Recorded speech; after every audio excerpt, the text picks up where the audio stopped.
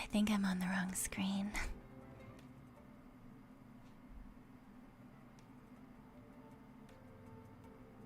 Okay, I think I might be on the right screen now. Silo, welcome to my version of hell. I want to die. I want to die. Hello, hello, hello. If you didn't know already, everything is fucked. Hooray! Everything is fucked. The 3DO is, taking a nap. I don't fucking know, man. I plugged the 3DO in. I was like, yes, let's fucking get this. I even was like, I'm gonna start it 30 minutes before so that I have time to like change all of my audio levels and stuff.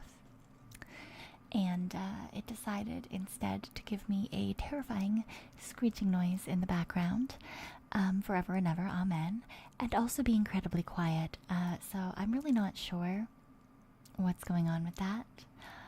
I'm gonna have to figure it out. I'm really fucking annoyed at that, actually. Because I was like, alright, today's the day that we get everything correct with the audio levels on the 3DO, and then I never have to fucking touch it again, and everything will be fine. I'm also having another problem, and that is that my computer decided to turn itself off last night and therefore also update, even though I have it set to only manually update, which is not good because I can't actually monitor my own noise either. So apologies. Generally when I try to do ASMR I can hear myself, so I know if I'm being far too loud or far too quiet. Well, generally just far too loud. Obviously I can't tell if I'm being too quiet because I have been in previous streams and no one has told me, so I mean there's that. Yep.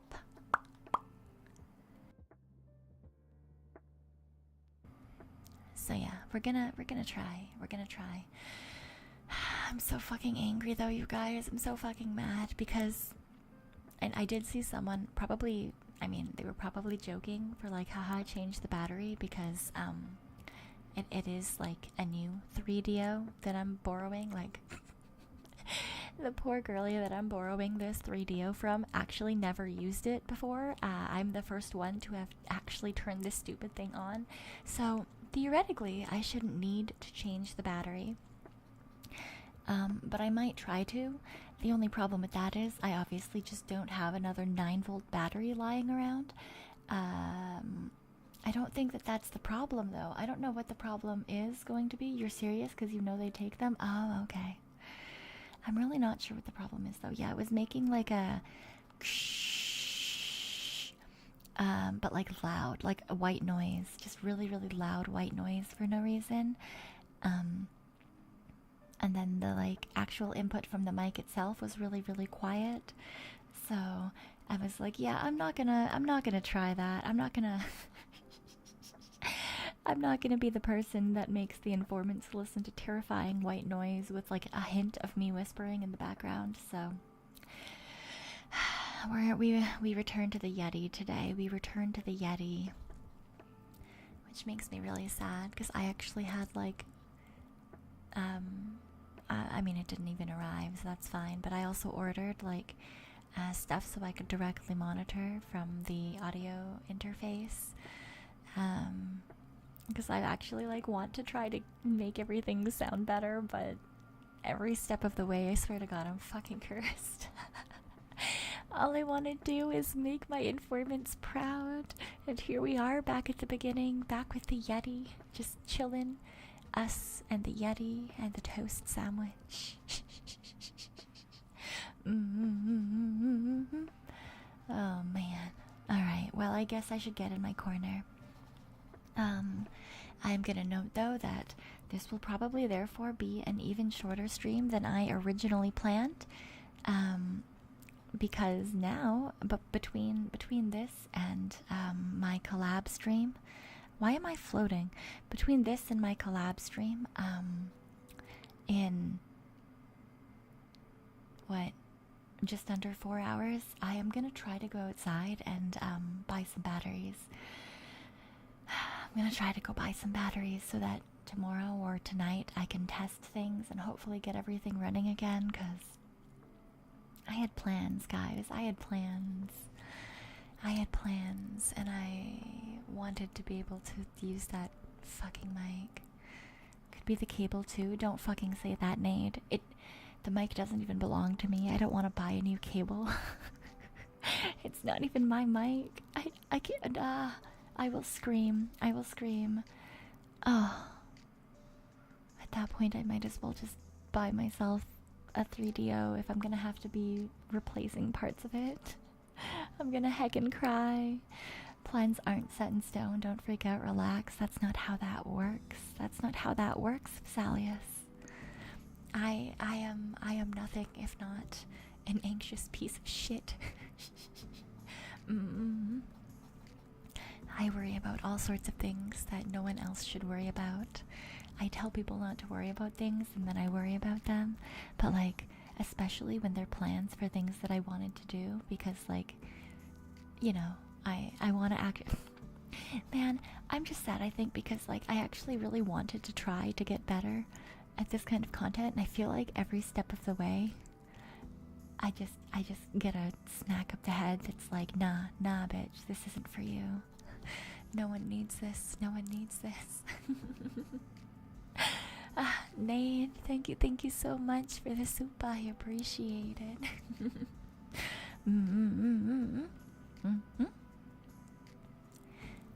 Thank you. Alright, I guess we start with toast sandwich.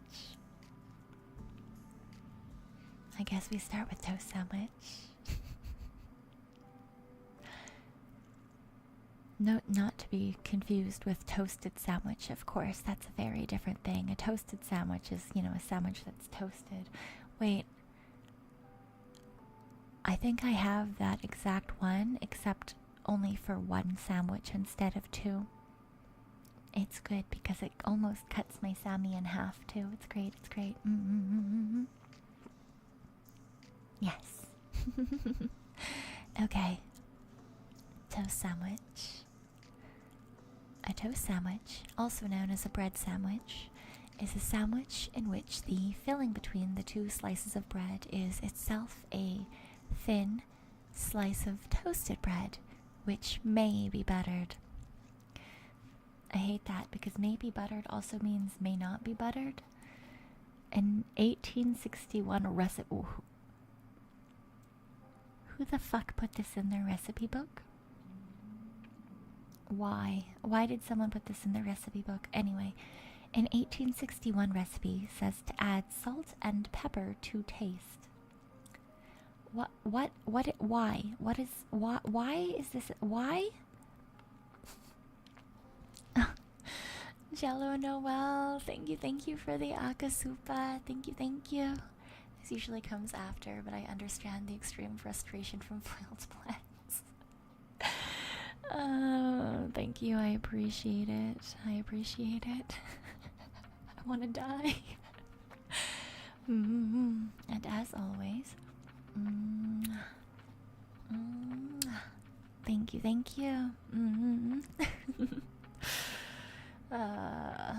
I feel like at this point I probably should buy my own 3DO. Man, I'm gonna have to, especially if I'm gonna have to do repairs. Oh my god. Simply let me pass away. But I do appreciate it. Thank you so much.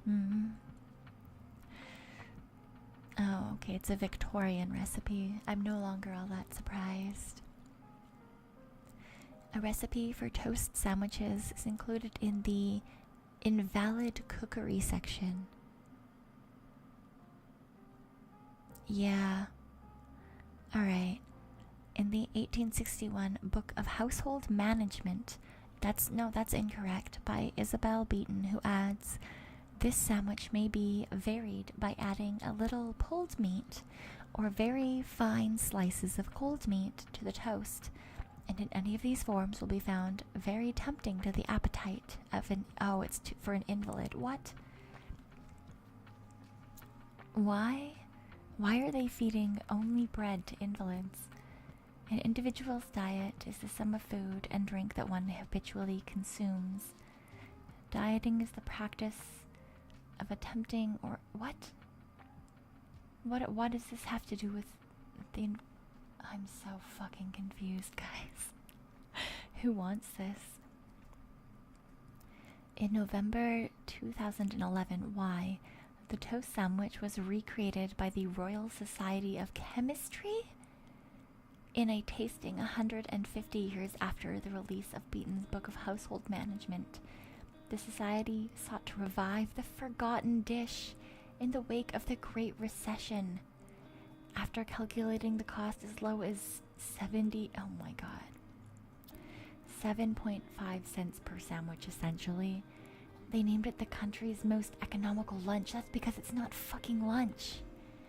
Offering £200 equivalent to $259.31 in 2021 to whoever could create a cheaper edible meal. That's not a meal.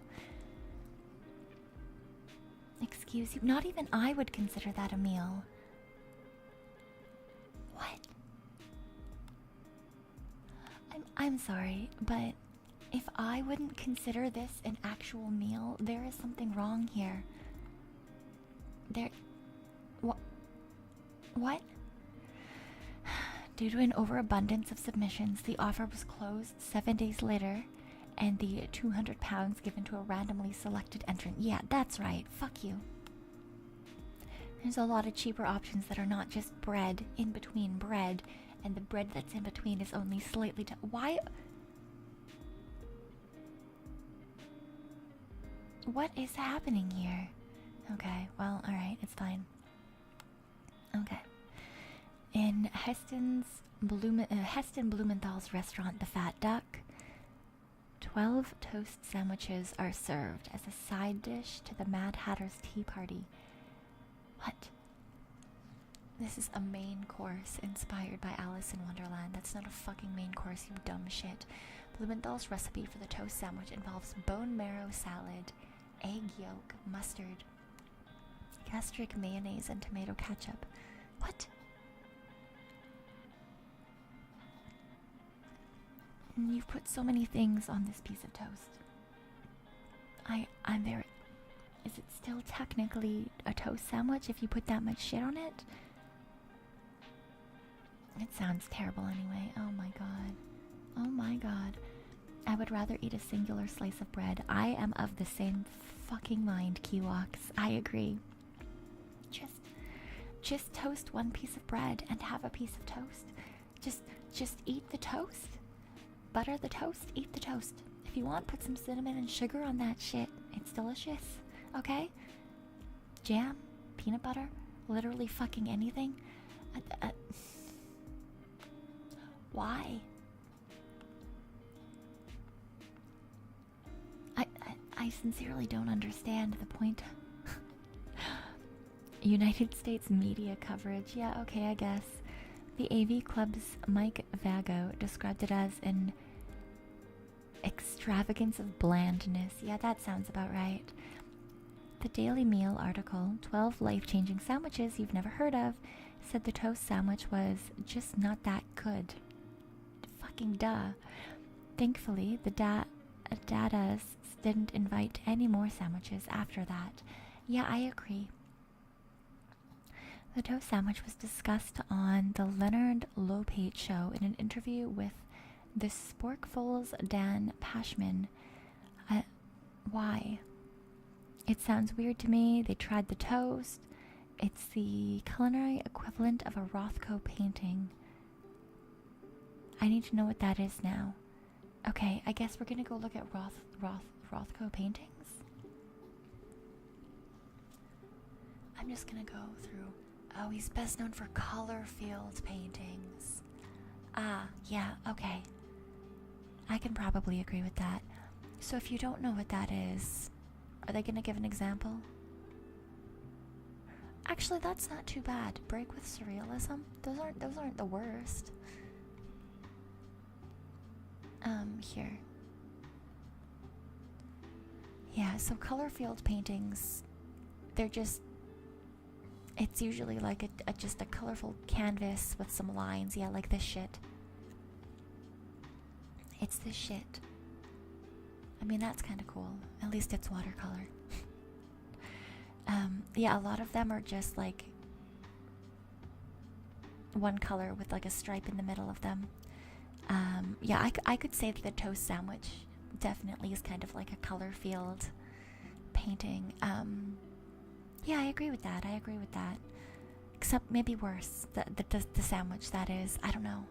I still don't know why anyone would want to put a piece of toast in between two untoasted pieces of bread and call it a sandwich.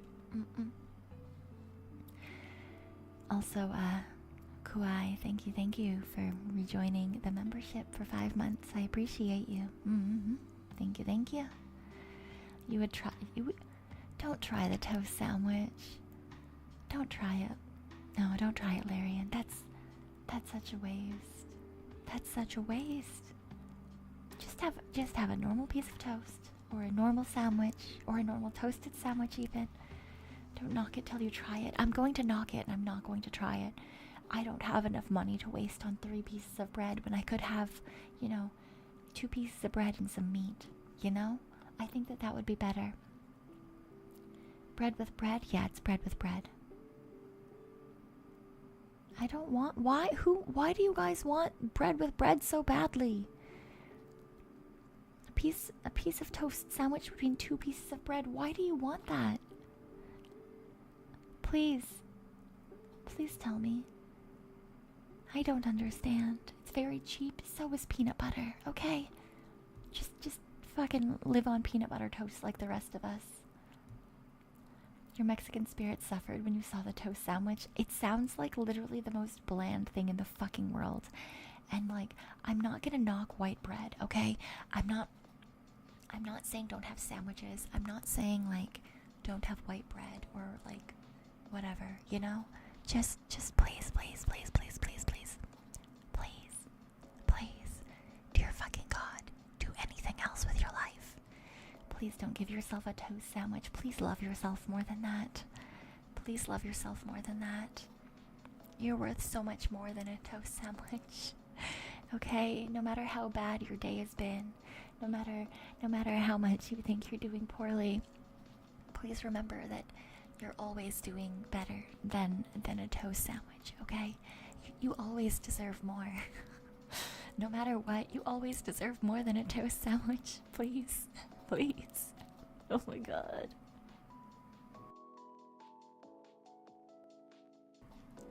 Okay, let's move on to the next thing before I just fucking die.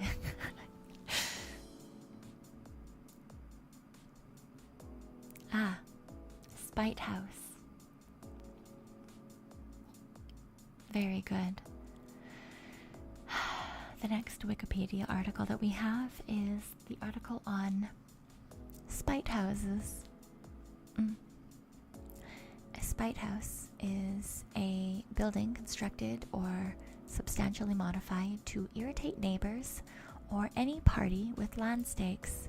Because long-term occupation is not the primary purpose of these houses, they frequently sport strange and impractical structures. Now, I've known of a couple of different spite houses, which is why when I came across this article, I was like, ooh, I know this one. So, the purpose of a spite house. Spite houses may deliberately obstruct light or block access to neighboring buildings, or might be flagrant symbols of defiance. Although in the US, homeowners generally have no rights to views, light, or air, neighbors can sue for negative easement. I don't know who the fuck thinks that they own air, but that's still odd. You have no rights to views, light, or air. That's an odd saying, or an odd thing to, whatever, it's fine. In instances regarding a spite build, courts are far more likely to side with the neighboring parties which may have been affected by that build. For example, the Cody v. Ramsey Associates Incorporated case of 1988 ruled that the defendant's spite farm constituted a nuisance, granting the neighboring landowner a negative easement. Okay. Spite houses, as well as spite farms, are considerably rarer than spite fences.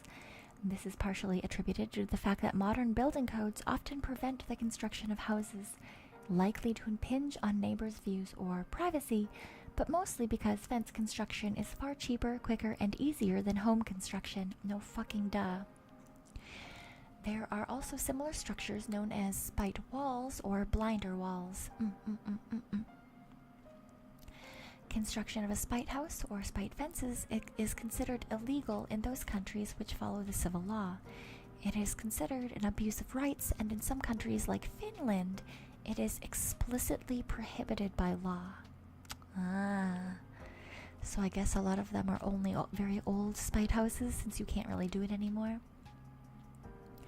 I did actually hear about a couple of spite farms in stories that are like about revenge and stuff. Because, like, for example, like pig shit smells incredibly badly if you don't like make sure everything is done properly. But the laws for it are like very specific. Like, you have to have the pig barn a specific amount away from other places, and you get used to it after a while. Yeah, but if it's not your building, you know, like if it's your neighbor, just specifically put it in there, and you might get used to it. But then, you know, when you leave the house or when you have people over or anything like that, especially if it was a, you know, something that you bought specifically to vacation in, you know, not a good time. Okay. Let's see. Oh, I guess there's some examples. Oh, there's also this one. The skinny house in Boston, Massachusetts was reputedly built by a man who inherited only a small patch of land to spite his neighbor by blocking his view. Of what? The other fucking building? What fucking view are you blocking? It's fine, it's fine. Another way of describing Stockholm Syndrome. Oh, getting used to it? Yeah. Hello, Spacey. Hello. Okay. Let's look at some other example of this city. Oh. The city of Antioch Crossrow.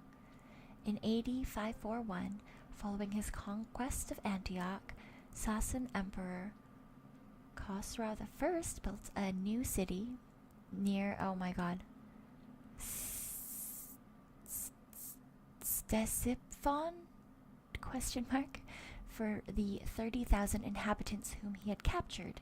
He modeled his city after the original Antioch, but was said to have had forced his new subjects to live in their own old homes and workplaces? What is this person doing?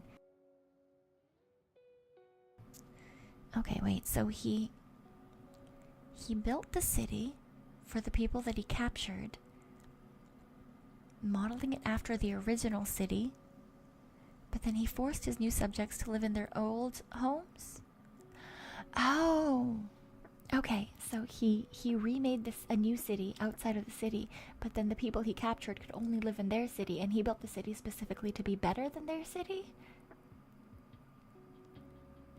So? Great, I would be so happy if someone was like, hi, I've taken over the raccoon world, and I've made a better new raccoon world, but you can't come to it. You have to stay in your normal raccoon world. Yeah, that's fine. That's fine. Also, Raziel, welcome. Thank you for joining the membership. That's remarkably petty. I mean, I guess so. But the thing is he took it over. He's the person with conquest. Like, unless he specifically captured the city because also petty, I don't understand why what is the fucking point?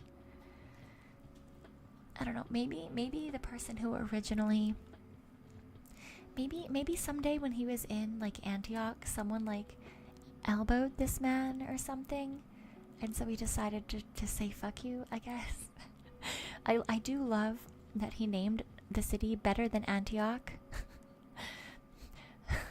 Khosrau built this? Like, that would be like if I took over Maeve's ninja, her hidden village, and then I made a new hidden village that was like, this is Maeve's hidden village, but better. Scion built this. Like, what the fuck? Why? Why are you doing this, my good sir? It's fine, I guess. It's fine. The Old Spite House in Marblehead, Massachusetts. In 1716, Thomas Wood, a sailmaker, built a house in Marblehead, Massachusetts that subsequently became known as the Old Spite House. One possibility is that it was inhabited by two brothers who occupied different sections, would not speak to each other, and refused to sell to the other. Okay. Another explanation is that the 10-foot wide, 3-meter house, just tall enough to block the view of the other two houses on Orange Street, was built because its owner was upset about his tiny share of the father's estate, and therefore decided to spoil his older brother's view.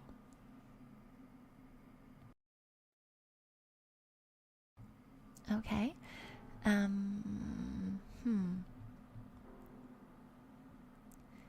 I'm assuming that this one specifically is the Spite House. And this part, this like thin thing, right? Alright, so I guess the assumption then is just like this person got fucked out of inheritance and he was really mad about it, and he was like, if I can't have this house, you can't have this house either, and you're gonna have a bad time of it. Which, yeah, that's fine. You know, you do you, I guess. Alright, the Macabre Spite House in Rockport, ME. I don't fucking know what ME is. I'm sure it'll tell me, it's fine. In 1806, Thomas Macabre, heir to his father's land and shipbuilding business, returned home to Pittsburgh, Maine. Oh, is that Maine? From the sea, to discover that his stepbrother Mark had inherited the family mansion in the wilderness. Oh, okay. Upset about his loss, Macabre built a house directly across from the Macabre mansion despite his stepbrother.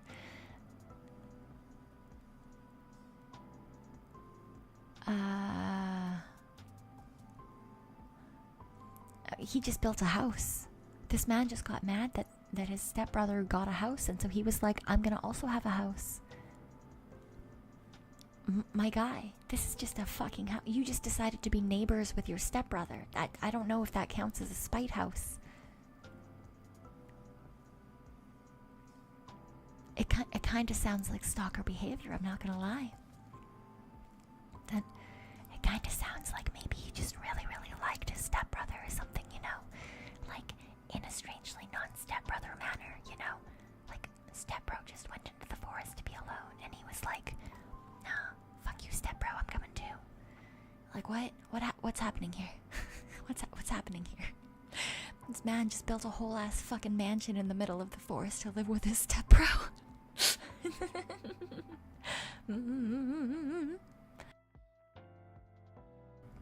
Okay, alright. The Tyler Spite House in Frederick, MD. In 1814, John Tyler, an eminent ophthalmologist and one of the first American-born physicians to perform a cataract operation, owned land near the courthouse. The city man made plans to extend Record Street south through his land.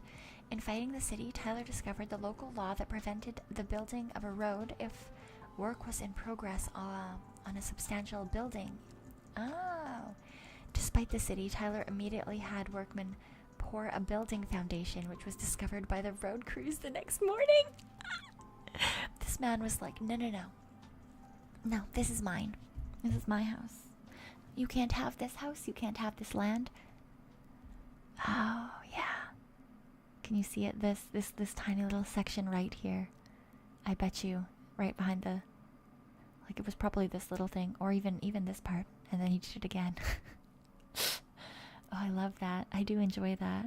He was just like, no, you're good. I think this is my land. I think we're done here. Dude, same though. If the government was like, yeah, I'm gonna... I say this as if I fucking own land. The government can take whatever it wants from me. I don't fucking own shit.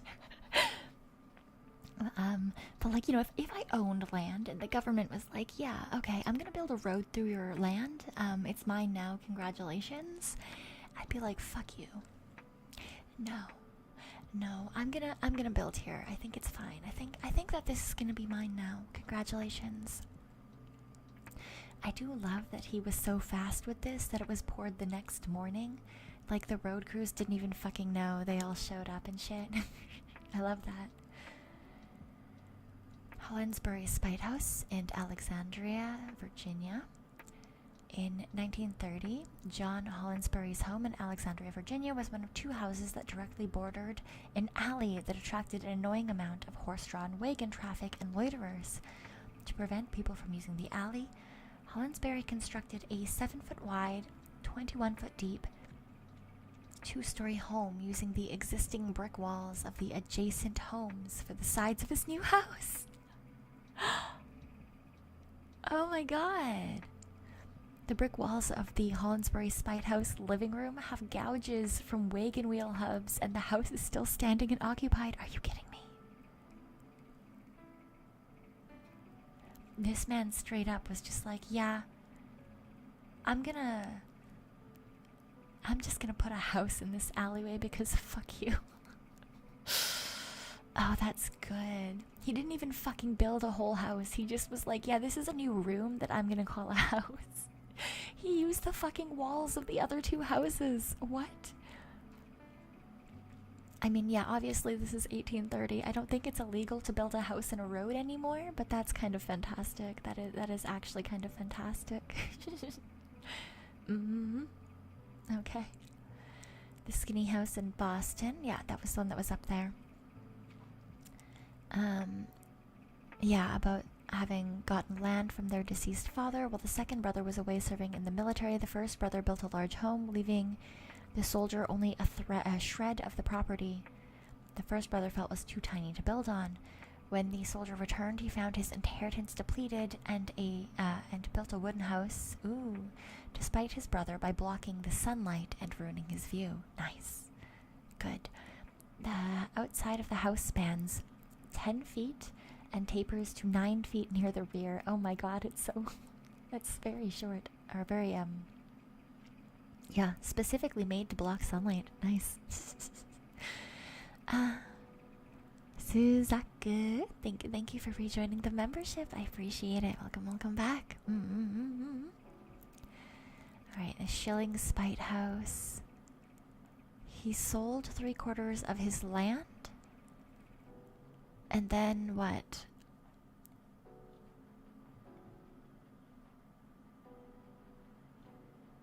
Together... Despite his neighbor, Shilling built a cheap tenant house on his property, with the idea of rendering the Fallon's home obnoxious and unendurable to Fallon and family. What? Oh, he specifically built a house to bring in people that Falloon didn't like. He was specifically like, this man thinks he's too fucking good to join the town. You fucking refuse. You fucking refuse to sell so that we can add this land to the town. I'm gonna specifically rent to people that you find objectionable. I'm gonna go out and find the rigmarole, and I'm gonna rent them this house for cheap, and then they can live right next to you, and you're gonna take it and you're gonna fucking like it, you bitch.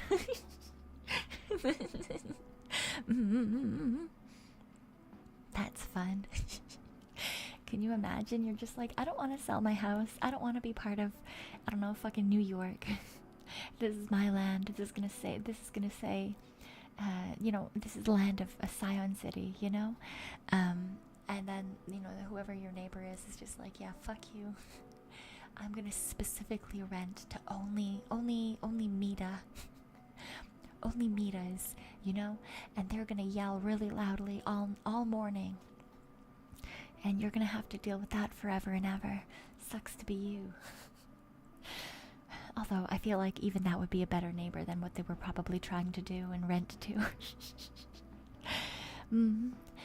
The pin. Thank you for rejoining the membership. I appreciate it. Welcome back.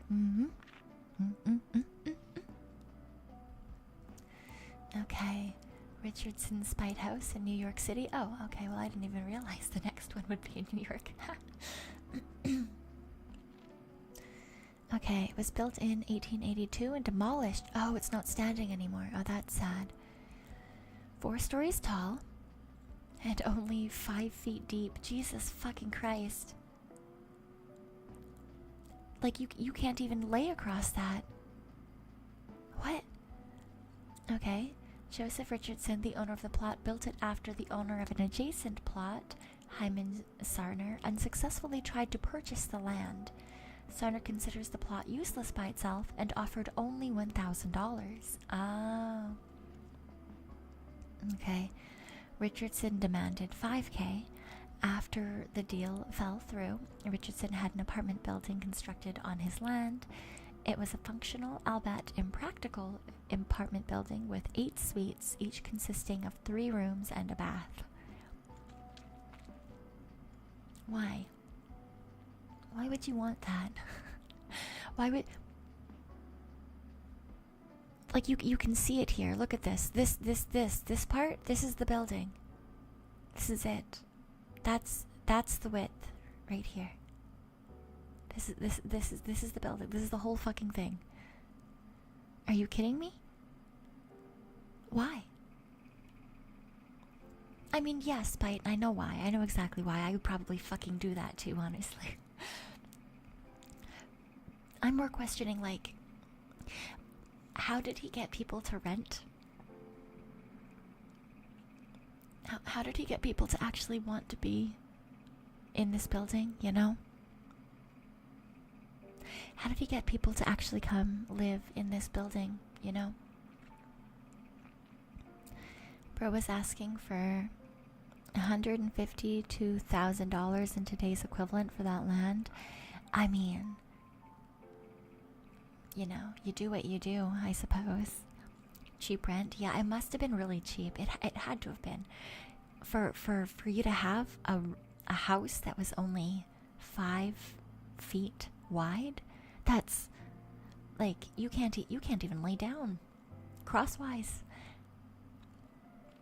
There's barely enough room to put a bed in there widthwise. That sounds terrible. Yeah, it must have been for like I wonder if it was like for temporary workers, you know, if you were in the city like specifically to build their things, or you were, you know, there for a little bit, just arrived on a boat or something and were on your way west. I wonder if it was something like that, because I can't imagine wanting to live in a 5 foot wide space as a person who has lived in a closet. You know, it's not really something that I would actually suggest to anyone. Please do not rent a place that is not wide enough for you to lay down in. Please. People were shorter back then. I don't think that they were that much shorter back then. This is like this is only 100 years ago. Well, so I guess now it's 140 years ago, but like that means that like my grandma's mom would have been alive during this time period. That's really not like, if you have great grandparents, then that's you know, good space for child workers. Yeah, I feel like that would be, yeah, you'd be tall enough if you were a child worker, I guess, to sleep that way. But it's just, you know, not a good time. Is Wikipedia really a true source? I mean, Wikipedia itself is a good place to get sources, because you can see, right? Look at this. You can see that there are actually things that you can go click. Now, you can't actually cite Wikipedia if you're doing like an academic paper, but it's actually a really good place to start when you're looking for stuff, because you can just take these citations and go look at that.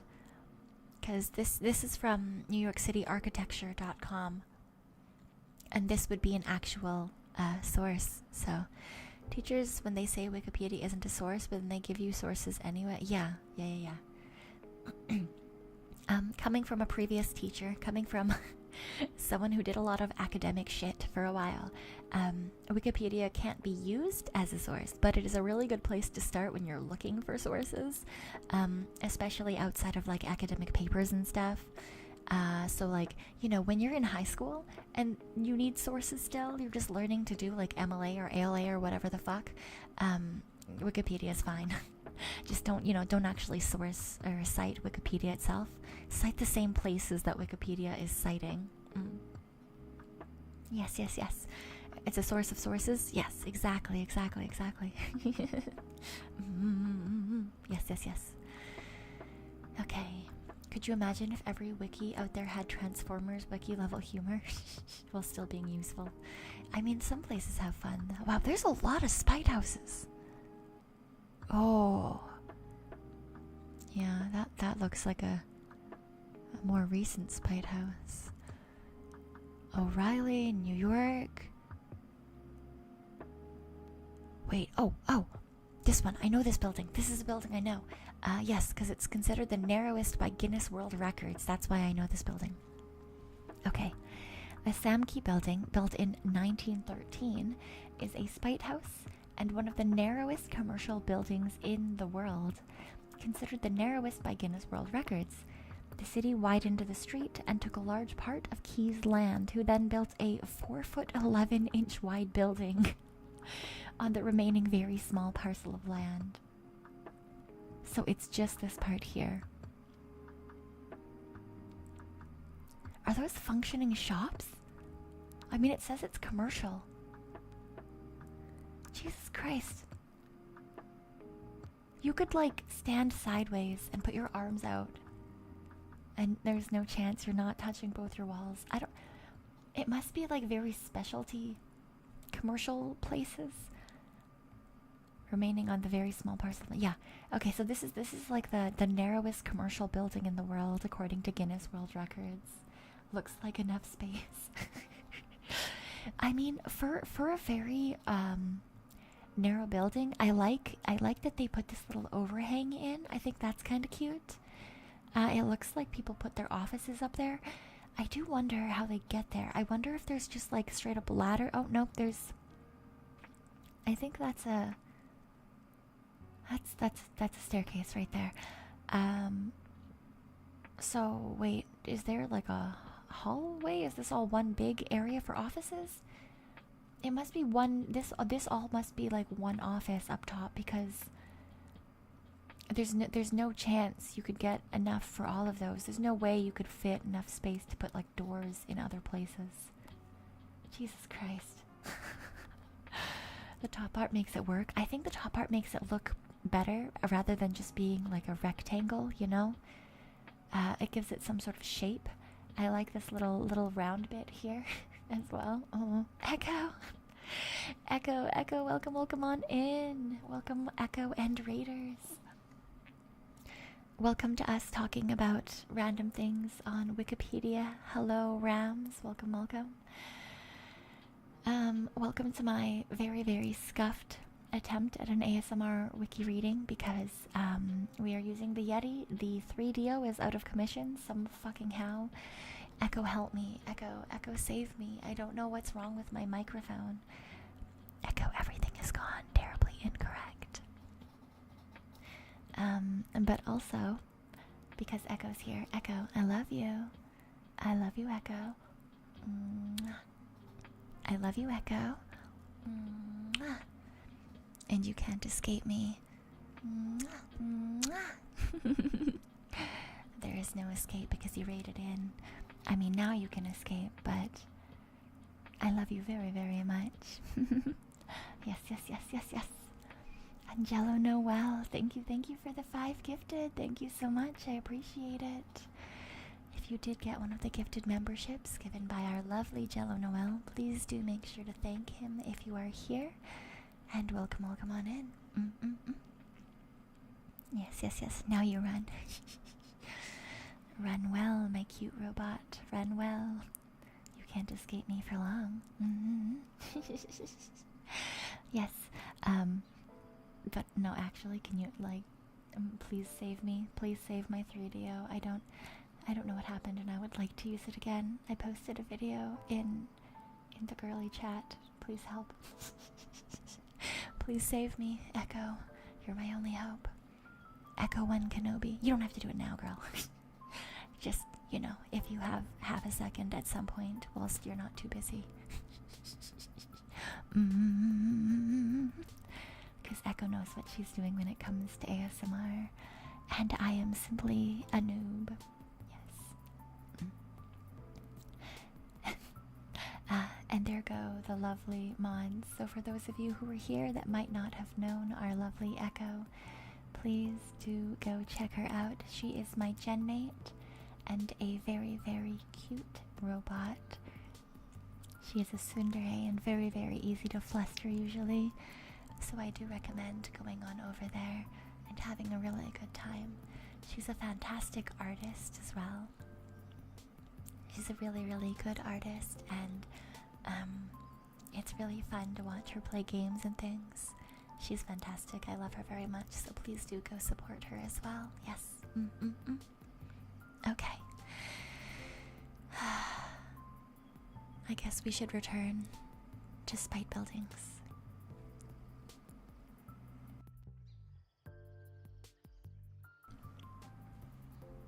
Let's see. There's so many. There's so many. How about this one? This skinny building in Pittsburgh. I'm assuming PA is Pennsylvania, but I don't fucking know. This skinny building is only 5 foot 2 inches wide, rivaling the Sam Key building. Oh, that's the one we were just looking at.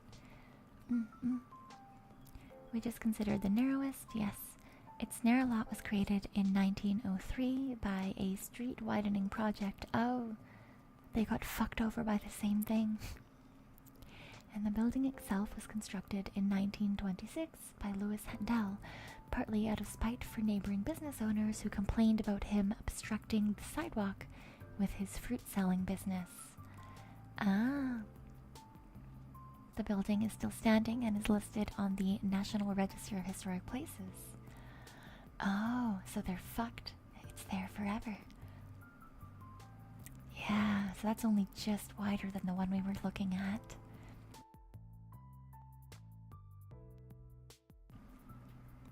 Huh, interesting. This top part looks really empty. This kind of looks like it's storage. And then the bottom is, I guess, a couple of shops? Is that what that is? Ah, very cool, very cool. Okay.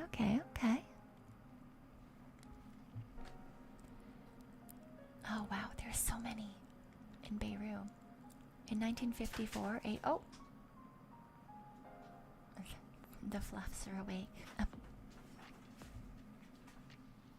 What are you doing? You are ruining my immersion. Baby bunny, oh so cute. Please stop chewing on cardboard. If they get too loud, I'll mute for a moment and move them back over to the living room.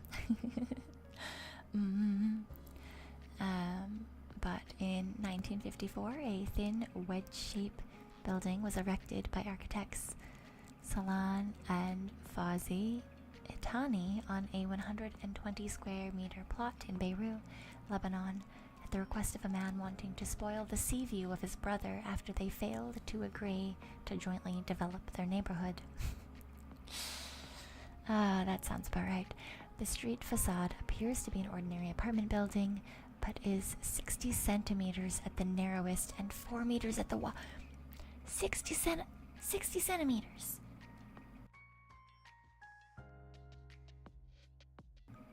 This man really said put 2 rulers side by side and call it a house. Man, yeah, okay, man, I guess if the only reason building for this building is to spite your brother and get rid of his ocean view, like, I guess that's really small though. I mean, I guess if you could put like a can or two rich person spites on another level. Yeah, honestly. It's known as Albasa, the middle finger, and formerly as the Queen Mary due to its resemblance to a cruise ship. Oh, interesting. I love that the name of the house is literally just to be the middle finger. Isn't that just a wall? Well, it becomes 4 meters wide at some point, so I guess it is technically livable. Like it is kind of a house at some point, just not at all points, you know. Oh, there's also spite houses in fiction. Edgar Allan Poe's The Businessman includes the following passage. Who describes himself as a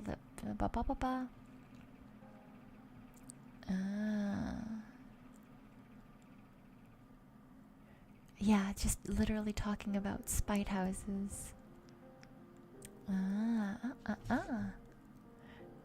Oh yeah, one of them is straight up one of the thing that one guy did to the other guy when he like decided to rent specifically to people that he would find objectionable. I love that. Oh man. That's so fun. Alright. Well, I guess if you want to look more at spite houses, there were a good number that we didn't technically read up on. Just, oh wow. My dude, that is not a house. That is and maybe you can fit a public bathroom in there. Just an outhouse. Yeah, there's a lot of different ones though if you want to take a look. Like, oh. Yep. I think this man should have made this house a little taller. Just a little bit taller. I don't think it'll quite block the view from the top unless there aren't any windows there, maybe? Interesting. Alright, well, I guess that is good for spite houses. What is next? Ah, okay. AVE Miser. The AVE Miser, named after the star Miser. Mizar? Bunny? Okay, give me a second. I'm moving this bitch back to the living room. I'll be right back.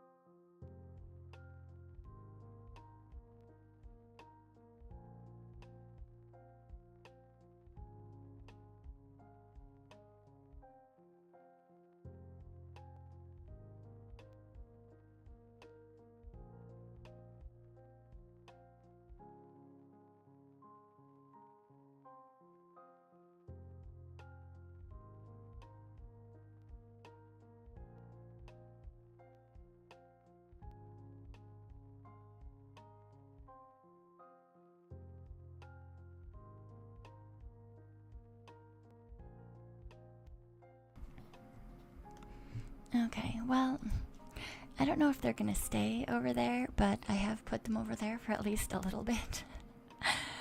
Oh man. Well, at least I've been worried about one of them, so at least she left the living room, but it'd be nice if she would fucking eat. Yeah. Okay, we keep going. Blah. Alright. Okay, so the Miser was a road-craftable aircraft built between 1971 and 1973 by Advanced Vehicle Engineers, AVE. I feel like, you know, maybe they weren't that advanced. I feel like they might not have been that advanced. In Los Angeles, California. Of course, it was built in fucking LA. The company was started by Henry Smolinski and Harold Blake, both graduates of Northrop Institute of Technology's Aeronautical Engineering School. Okay, alright. And let's make this bigger so you guys can see what the fuck they mean by roadable aircraft.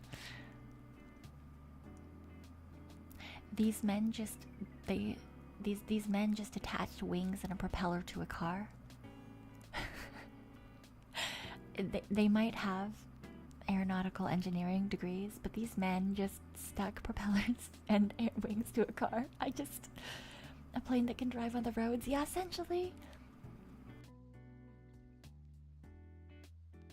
I'm pretty sure they wanted it to like drive on roads, but like also fly, you know? I feel like they didn't get there given that we don't have those, but okay. Prototypes. The prototype of the Miser were made by mating the rear portion of a Cessna Skymaster to a Ford Pinto. Oh my god. The twin and the pod and twin boom configuration of the Skymaster was a convenient starting point for the hybrid automobile airplane. The passenger space and front engine of the Skymaster were removed, leaving an airframe ready to attach to the small car. AVE planned to have its own airframe purpose-built by a subcontractor for production models, rather than depending on a Cessna for air... Oh. Okay. The problem with this that I immediately am seeing is the fact that cars are built heavy. They're built very heavy. Not to say that an airplane is not heavy, but like cars were built to like hit things and not crumple, you know? They're not meant, they were not built to be aerodynamic or to fly in any way, shape, or form. Especially not a Ford Pinto. Especially not the Ford Pinto. Okay, let's keep going though, I guess. By mid-1973, 2 prototypes had been built and 3 more were under construction. Why? Okay, 1 prototype was slated for static display at V&U Ford dealership. I suppose so. Owned by AVE partner, oh, that's why. Okay. I understand now why it was on display. Okay, because it was by a partner. The other prototype, fitted with a Teledyne Continental Motors 210 horsepower engine, was unveiled to the press on May 8, 1973. Both vehicles were photographed by Peterson Publishing photographer Mike Brennan for Hot Rod magazine in late April. It then began a series of taxi tests at the airport. Why? They made arrangements to do flight testing at the U.S. Navy. What? The Navy test facilities? Why? Alright. They were so sure that this was gonna work, my dudes. AVE stated that Federal Aviation Administration certification flights were underway. They were not fucking underway. No fucking chance.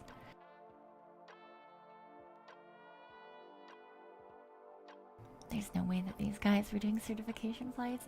No fucking chance. Okay.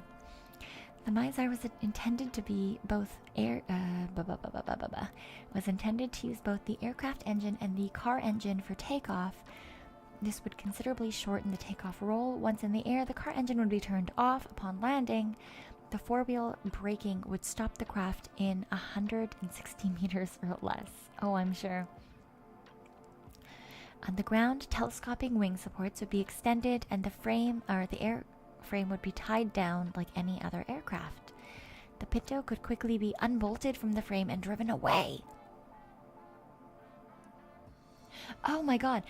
They're not even properly connected. These people really said, hey, let's have like a fucking Velcro. This is wheelies. These men just had wheelies, but for the air on their car. Who the fuck does this? These men really said, instead of putting eyelashes on my car, or like anime girl decals, what I really want on my car, I want wings. I want wings on my car. I don't want to feel like I'm flying. I just want to fly. I simply want to be in the air, but in my Ford Pinto, you know? So like in the air, but like not in the air, you know? Alright, oh my god. Production was scheduled to begin in 1970. They were scheduled to begin. They were scheduled to break. What? Who decided this? Who?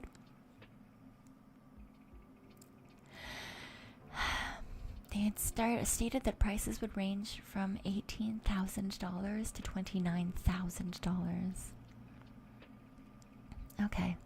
On a test flight from Camarillo Airport in California on August 26, 1973, according to the test pilot Charles Red Janus, the right wing strut base mounting attachment failed soon after takeoff because of fucking course it did. Because turning the aircraft would put too much stress on the unsupported wing, Janus put the aircraft down in a bean field. After the roadway was closed to the public, Janus drove the otherwise undamaged craft back to the airport. Yeah, what makes you think you can just tape wings to the car and that'll all stay together? Okay, well, it's fine. It's fine. Pinto planes coming near you, no. On September 11th, 1973, during a test flight, again... Oh wait, no. The right wing strut detached from the Pinto. Oh, completely. With Janus not available for this test flight, Mizar creator Smolinski was at the controls. Although some reports say Pinto separated from the airframe, air traffic controller Reed Wesk, who was watching through binoculars, said that the aircraft disintegrated after taking off and making a right turn. Holy fuck! According to Janus, the wing folded because the pilot tried to turn the aircraft when the wing strut support failed. Smolinski and the vice president of AVE, Harold Blank, were killed in the resulting crash. Dude, the owner, the CEO, and then the vice president were killed in the crash. Because, once again, it's the same problem. The right wing strut base mounting attachment failed, and then here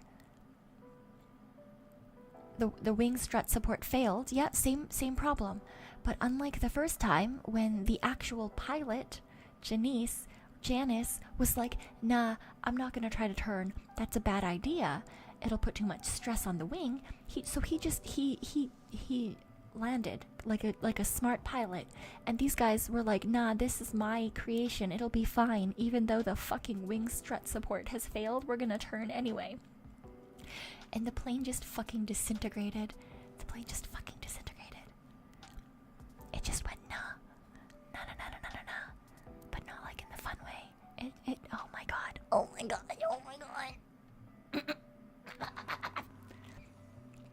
I can't believe that they did that. Oh my god. Even though the Pinto was a light car, the total aircraft without passengers or fuel was already slightly over the certified gross weight of a Skymaster. However, in addition to poor aircraft design and loose parts, the National Transportation Safety Board reported that bad welds were partly responsible for the crash, with the white ring strut attachment failing at a body panel of the Pinto. Why? Who, what, where, why, when? Question mark? Like, yeah. Also, I'm like poor aircraft design, but the people were actually like aeronautics engineers, right? Like they actually had degrees. So they just decided to make poor choices, I guess, and then get into this poor choice and then fly it in front of people. Okay, well, that's fine. It was a Pinto. It was always destined for this. Oh, and then you've got the data from special use vehicles and illustrated history of unconventional cars and trucks worldwide. Wow, okay. Gotta wonder about their credentials. It was up here. Both graduates of Northrop Institute for Technology's Aeronautics Engineering School. To be fair, they're lucky the car didn't explode on impact. I mean, I feel like they were already dead. There's only so dead you can be, you know? I guess if you want to go look into the Cessna Skymaster, or the Ford Pinto. You can go look at either of those as well. Oh, see also list of inventors killed by their own inventions. Yeah, I guess it did take both of them out. Oh my god, they're lucky they even landed the first test. Well, yeah, that one was done by like an actual like proper test pilot. Like that one was done by like an actual like professional test pilot, and then the second one the test pilot couldn't make it, and so like the CEO and vice president were like, fucking bet. We can fly this is fine. Oh my god, I wonder if they even knew how to fly a plane. Like, they had aeronautics degrees, but I wonder if they even knew how to fly the plane. Because it certainly doesn't seem like they were meant to be there. Oh man, that was certainly a decision. That was certainly a time. Okay, let's see here. What is the next one we've got? Oh, okay. I guess we're here to start a war now. We've got toilet paper orientation. Some toilet roll holders or dispensers allow the toilet paper to hang front, over, or behind the rolls when it's placed parallel to the wall. This divides opinions on which orientation is better. Arguments range from aesthetics, hospitality, ease of access, and cleanliness to paper conservation, ease of detaching sheets, and compatibility with pets. The U.S. advice column Ask Ann Landers reported that the subject was the most controversial issue in the column's history and, at 15,000 letters in 1986, provoked the highest number of responses. In a case study of toilet paper orientation, it's been used as a teaching tool in instructing sociology students in the practice of social constructionism?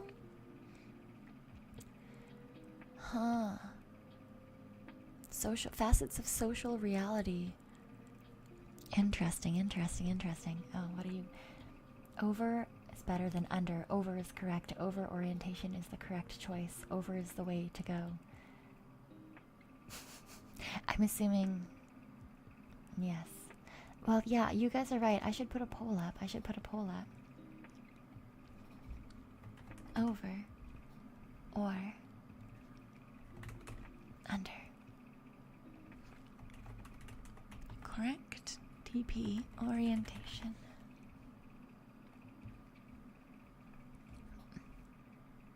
All right.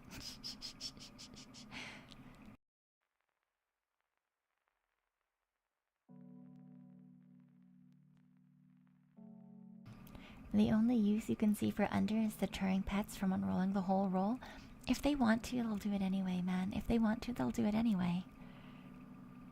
What if you have no opinion? You just put it either way?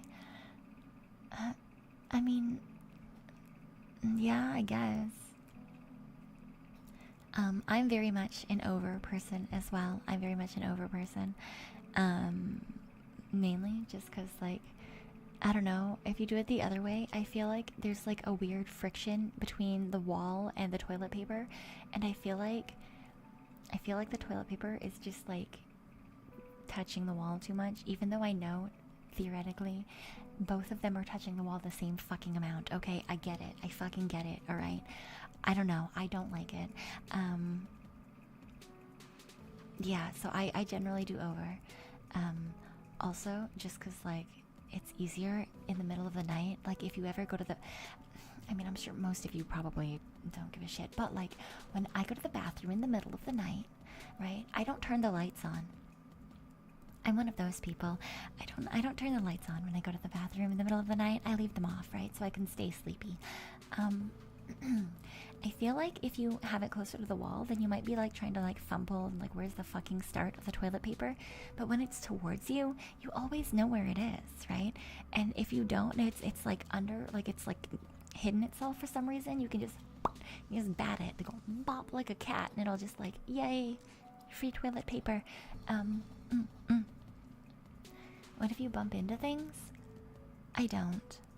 It's a straight line. into my bathroom from my bedroom. It's a straight line. It's a straight line. Yes. Ba ba ba ba. Ooh, ba ba ba ba ba. Ooh, ba ba ba ba ba. Yes. So, no, I can't really see. I mean, I can see in the dark, but usually when I wake up at first, that's not going to be where my eyeballs are seeing things. Question mark. Okay, they do have arguments for both here. The over position reduces the risk of accidentally brushing the wall, thank you, or cabinet with one's knuckles, potentially transferring grime and germs, makes it easier to visually locate and grasp the loose end, and gives the option to fold over the last sheet to make it all pretty and shit. Yeah. To show that the room has been cleaned and is generally the intended direction of viewing for the manufacturer's branding, so patterned toilet paper looks better this way. Okay. The under position provides a more tidy appearance in that the loose... No, it does not. So the loose end can be more hidden from view. Who the fuck wants that? Reduces the risk of a toddler or house pet. Yeah, okay. You got a cat or a toddler? Sure, fine, whatever. And in a recreational vehicle may reduce unrolling during driving.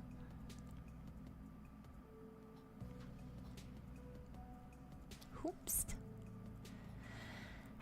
Partisans have claimed that each method makes it easier to tear the toilet paper on a perforated sheet boundary. Okay, so like everyone says that every way is easier. That's fine. Tearing things is easy no matter what, I think is the answer there. The over position is shown in illustrations with the first patents for a free hanging toilet paper. Okay, so you know, it's that's the patented position for toilet paper since 1891. Therefore, it is correct. Yay. Various toilet paper dispensers are available which avoid the question. For example, single sheet dispensers, jumbo roll dispensers in which the toilet roll is perpendicular to the wall, and twin roll dispensers. Yeah, no one cares about those. That's fine. We're talking about this shit, okay? I hate this. This one is right. The one back here. Alright, let's close this poll because... Oh, 15% of you are under. 15% of you need to get good. Rethink your life decisions. 15% of you guys need to chill. 15% of you need to question why it is that you like touching walls for no apparent reason. Why are you like this? Oh my god. Someone just added themselves to under. What is wrong with you? Do you like making people feel uncomfortable? Is that what it is? Are you a deviant? Do you like it when people come into your house and they go bleh? Do you do that on purpose? Do you purposely let people wander into your bathroom and get a sick sense of glee as they cry on the inside looking at the fact that your toilet paper is brushing against the wall with every square that comes off? Is this what you want? Huh? Do you want us to cry?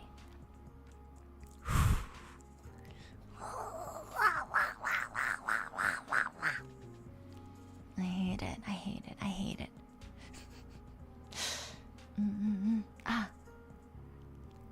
Okay, well at least we got it down to 14%. Thank you very much. I appreciate you. Or you could just use a bidet. Yes, you could just use a bidet. A lot of places though are not. They don't work well with bidets. For example, a lot of places in Asia have squatty potties. So they're essentially just holes in the floor. So they don't have bidets.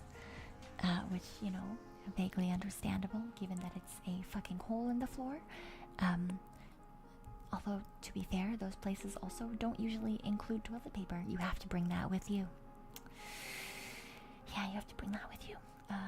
Or pay for it at the door. You know, there's usually like a lady standing there that you can give money to, and she'll be like, here's your 3 squares of toilet paper. And you better be fucking ready. You better be fucking sure that you just need to pee if you're only buying 3 squares of toilet paper. Or you do what I did when I've been to Asia a couple of times, and you just like carry around a whole ass piece of like whole ass toilet paper roll in your bag, and you pull the middle out, so that it just becomes like a round, like a squishy little thing. Yes. Do not, Wumpy, what the fuck? Do not smear everything on the wall. Do not do that. Wumpy, what the fuck? Wumpy, what are you even using to smear, Wumpy? Wumpy, what the fuck is wrong with you? My dude, my bitch, why? Please do not smear your shit on the walls. Someone has to clean that, and I don't care who you are not paid enough to clean that shit up.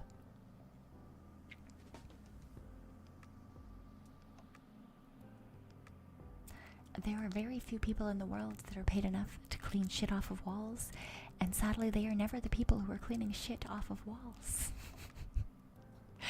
You know, the people who are paid enough to clean shit off walls are like big time CEOs and shit, and they are not the ones doing it. So please don't do that. Please, dear God, if there is a single takeaway from this stream, it is that A, you do not smear shit on walls. Please don't fucking do that. And B, the only right way to have toilet paper is over. Thank you very much. Yeah. It's a bad. Just don't do that. Don't do that shit. Let's see. Around 70% of people prefer the over position. Okay, that means that my chat is better than most people, which understandable. We already knew that. Informants for the win. Thank you very much. Thank you for proving to me and to everyone else who ever sees this that informants are just better than the average person. Far superior. Chris, thank you for this super. Have a fun time. Wait, no, don't, oh my fucking god, don't have a fun time. I was incorrect. I thought you were just going to McDonald's to, like, have food.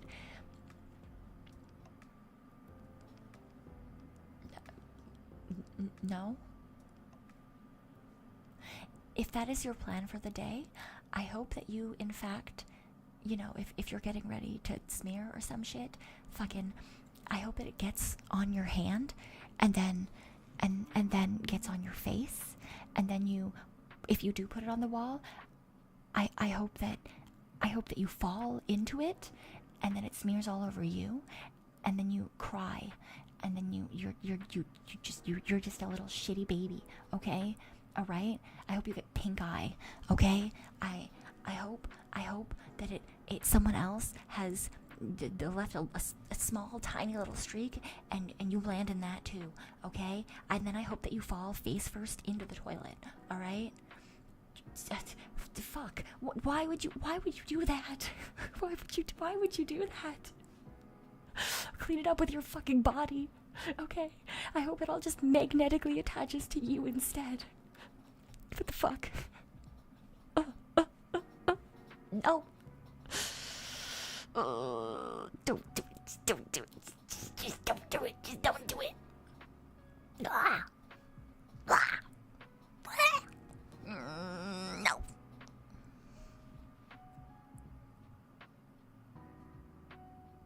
Do not be that person. Thank you.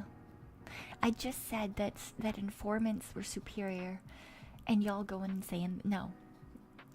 Please prove me right. Please prove me right that informants are in fact superior and not in fact inferior beings, because shit smearing is a trait of inferior beings, okay? Alright, okay. Alright, keep proving me right that you guys are actually just fantastic and the best and you know, just the greatest ever, okay? So please, just please just chill. Okay, alright. You know what? Maybe we'll move away from toilet paper as well. Let's go to the next. You know, maybe this one was not the best next. But we're gonna go with it anyway, I suppose.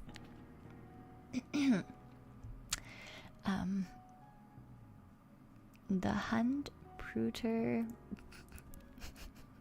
Chiban or the dog fart roller coaster.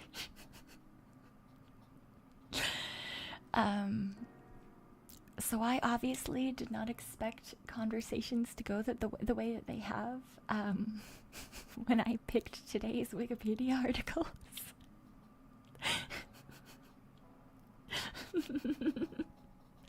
I'm so sorry. I forgot I had this next. Oh, let me die. Okay. Alright, well here's the picture of the roller coaster.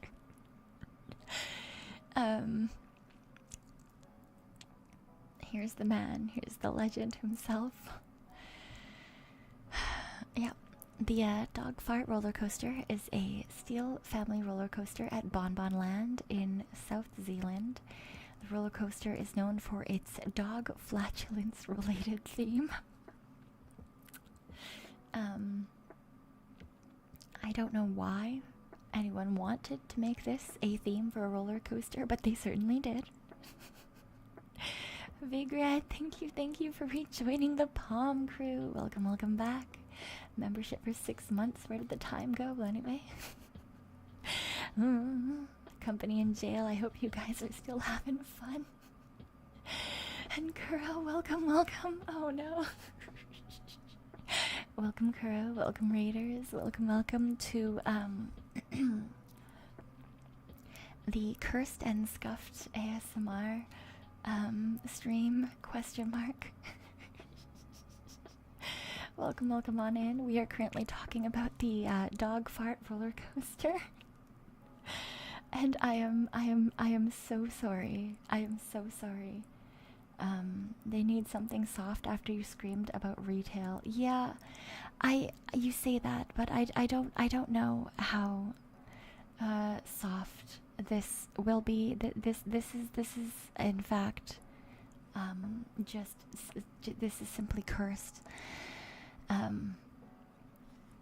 But yeah, welcome.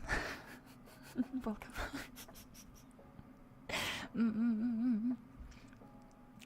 Okay. Alright, well, let's continue reading about the dog flatulence related theme. Wait, why is that? Okay, dog flatulence related theme just links up to flatulence humor, I suppose. Although that is a fun poster. Treason. Okay, great. Alright, the history and theme. I can't fucking pronounce this. The Hund Prucher Uchenbane was the first roller coaster to open at BonBon-Land in 1993. This was the first one. Why?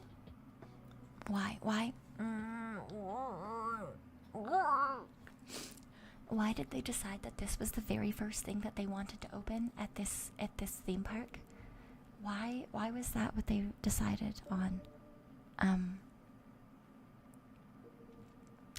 That was a decision. That was a fucking decision. BonBon-Land was opened in 1992 by the confectionery company BonBon that makes sweets based on toilet humor.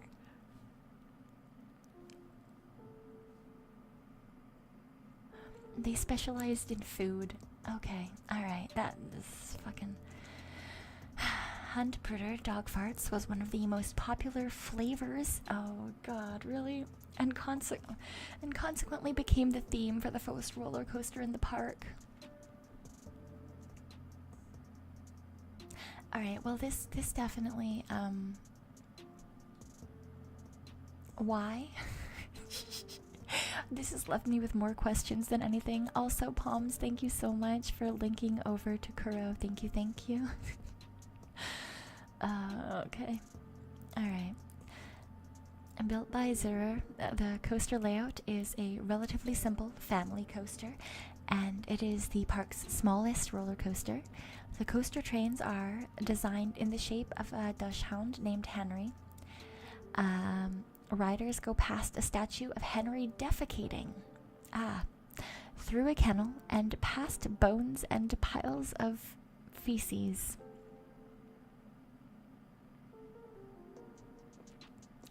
There are also speakers throughout the ride which make farting sounds and Why?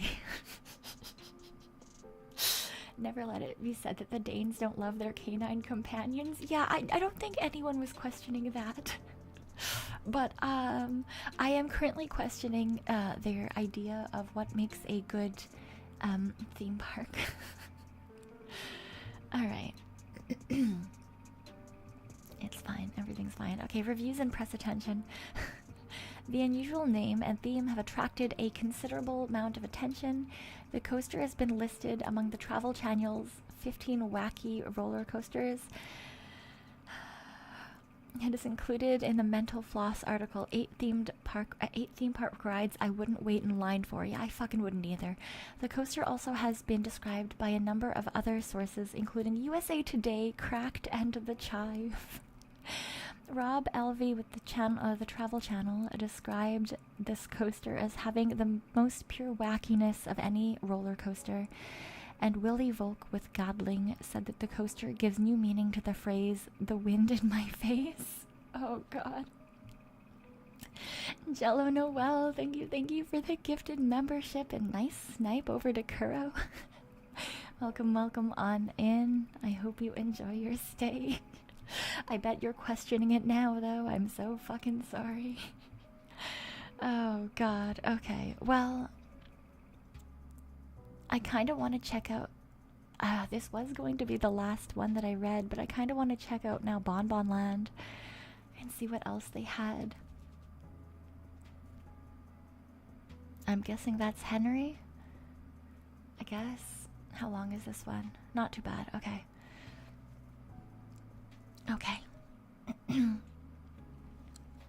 BonBon-Land is a Danish amusement park located in Holm Olstrup in the south of Zealand, approximately 100 kilometers away from Copenhagen. This 34-acre park attracts about 450,000 people each season. Why? Why do so many people go here? The history of the theme park, BonBon-Land, dates back to when the Danish sweet spoiler Michael Spangsberg began producing candies with names that children would find funny, like seagull droppings, dog farts, and pee diapers.